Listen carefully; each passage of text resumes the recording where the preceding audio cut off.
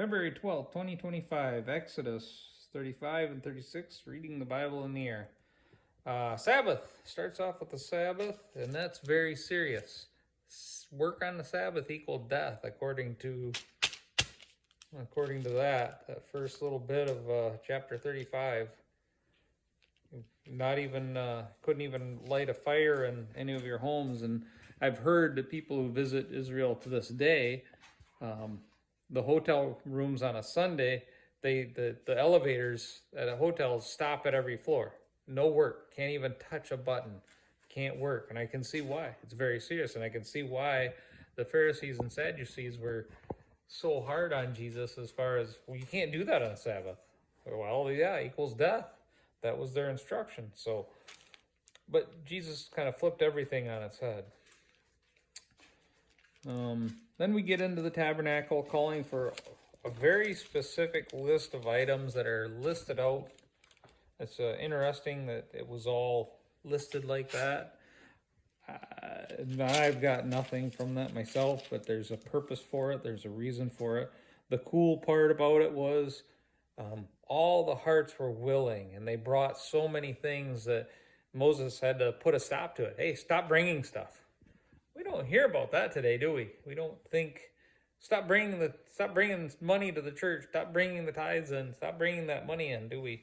That doesn't go that way to this day.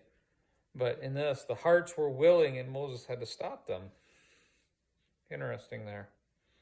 The other part I thought was very neat was the description of the craftsmen, of Bezalel and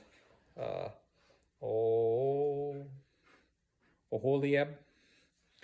Butcher those names, I'm sure, but the Lord has filled them with the Spirit of God and giving them great wisdom, ability, and expertise.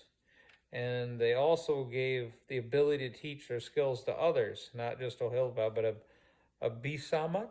I'm going to mess that up. But anyway, you get the point. The Lord give those abilities to them, wisdom, ability, and expertise. And I think probably still does that to this day. He blesses people with their skill. What are you blessed with? What skill has he given you?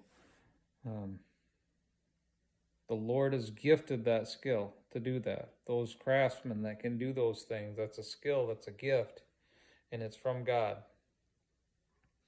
Let's see, the other thing, really not a lot of alts on this, but a lot of repetition in the building of the tabernacle.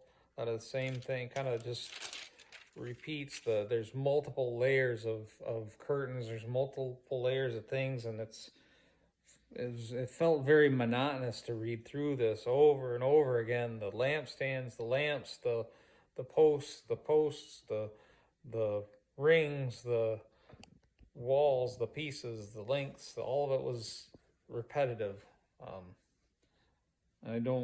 What is that? What do we get out of that? That's a question to think about. Why is it like that?